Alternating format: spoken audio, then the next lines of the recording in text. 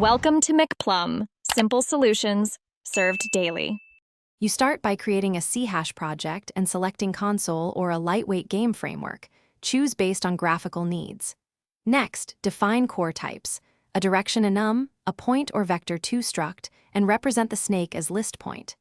Initialize a fixed grid size and populate the initial snake coordinates and starting direction.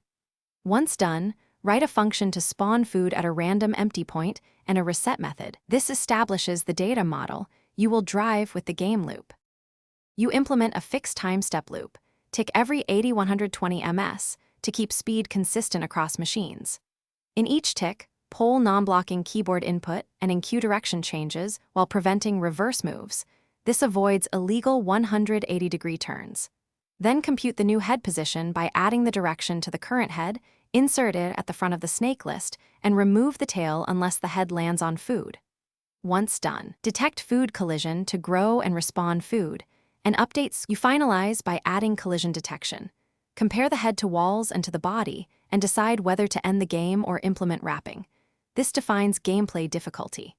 Separate update logic from rendering so frame rate and game state remain decoupled, and choose rendering method, console characters, sprites, or simple shapes, based on your framework.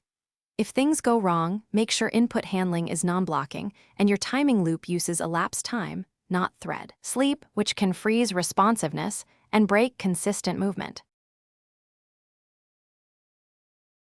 Thanks for watching. Stay juicy and subscribe.